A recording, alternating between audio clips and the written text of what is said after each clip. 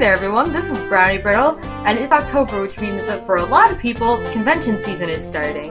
So I thought it'd be a fun idea if I took some time and made a video to help all the new convention goers that are going to be starting and going to their first convention. I'm going to New York Comic Con on Saturday and Sunday, and that was my first convention back in 2010, so, you know, hopefully this video helps some people out with their first convention. This will pretty much just go over, you know, what to pack and how to survive your first or any convention. I made a little list and everything that I've been working on for all y'all. So, yeah, let's start off, shall we? First thing I'd like to go over is the 6-2-1 rule. This means 6 hours of sleep every day, 2 meals, and 1 shower. Please remember all 3 because they are very, very important. They will keep you up and running for the rest of the convention, and you don't want to miss anything because conventions are exciting. And why would you want to miss anything exciting? That'd be lame. And just for the record, Red Bull, Monster, alcohol, not food. They don't count. Neither does the little bag of chips that you had on Thursday and it's now Saturday. You need to have proper food in your system or else you are going to crash, and that will not be good because conventions want you to have fun, and you can't have fun if like you're passed out on the ground because you haven't eaten anything in like a week. So, you know, it's important. Keep yourself fed. We want you to be healthy. Yeah! How I usually deal with food is I'll have a big breakfast and I'll pack like a lunchbox or something that's just full of snacks that I can have quick while I'm walking around the convention floor, and then when I go home, or if you go back to your hotel, whatever, big dinner, pizza, McDonald's, doesn't really matter.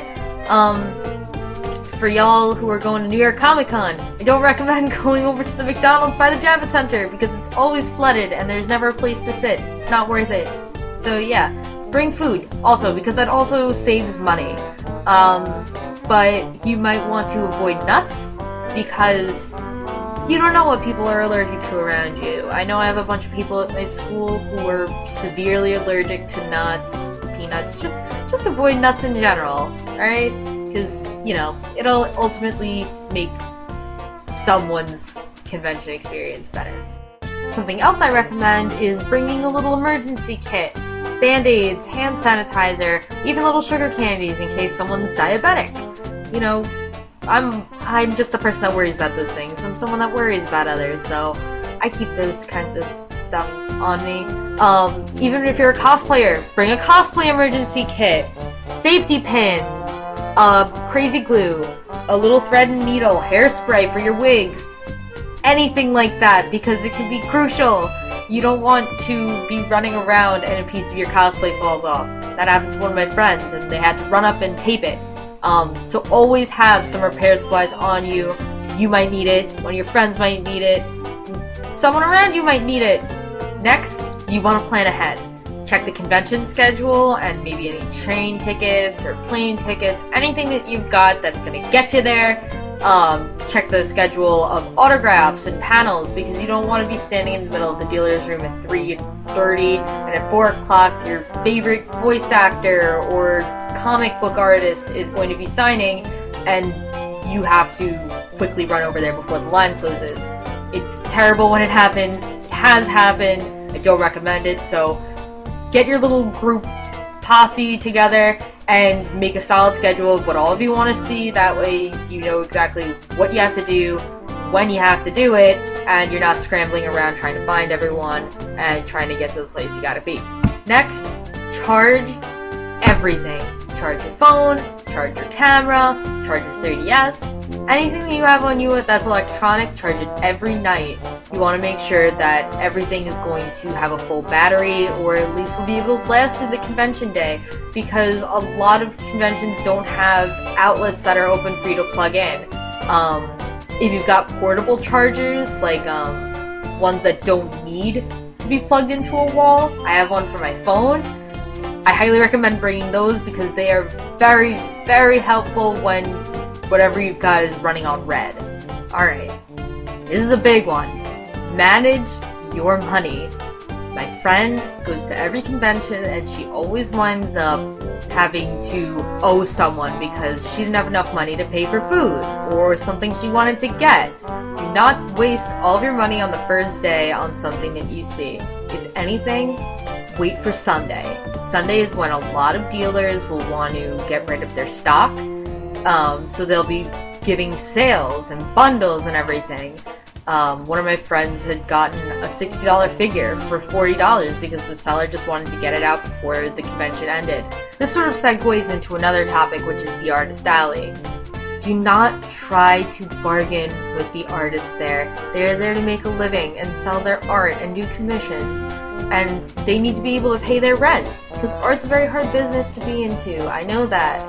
I plan to be an art major when I go into college. Please respect their prices, and if they're not in your price range, then move on. Just don't get art from them. Don't yell at them because their prices are expensive, because a lot of artists will severely underprice their works so that they can make some money. If you do get a commission from them, make sure you've got a very clear reference of your character. Most artists will not work off of character description, especially on spot. It's somewhere as busy as a convention. Do not try and bargain. However, artists will probably have better deals than the vendors will in the dealer's room on Sunday, because that's their living. They are selling you what they do every day. So they very much would love to get their stock out before the convention is over. So definitely check out Artist Alley before Sunday's over. Before going to any convention, it's a smart idea to give the rules of the con a once-over. Just make sure that everything that your costume is following the rules of what they've got, because I know New York Comic Con has, as one of their rules, nudity is not a costume. So make sure you're abiding by their cosplay policies. Every convention has a weapons policy, so just give them a check over and make sure that everything you're doing is A-okay. And lastly, this might be just the most important, if not the most important. When you're packing, make sure you bring everything. I have forgotten pieces at home when I've gone to conventions, and it's terrible when you do so. Make a list, and when you're packing, making sure that everything that you need is going into your bag, your suitcase, anything like that. Make sure you remember all your toiletries, deodorant, toothbrush, toothpaste. When you bring your convention backpack with you into the center or whatever, bring deodorant with you. It gets hot and sticky. You don't want to be smelling disgusting. If you're a guy, don't use a lot of Axe. If you're a girl, don't use insane amount of perfume. Some people can be allergic to stuff. Like I said before, with the nuts thing, you want to be conscientious of what other people are allergic to and how they'll react to stuff. So just, be cautious. Be smart. Well, I think that's it. I don't think I'm forgetting anything, really. I am very much looking forward to going to New York Comic Con on Saturday. If you're going and you happen to be into Ruby from Rooster Teeth, I'm going to be running a Ruby photo shoot. I will post the information, the link to the Tumblr post in the description. Thank you all so much for watching. Enjoy your convention and have an awesome day. See ya!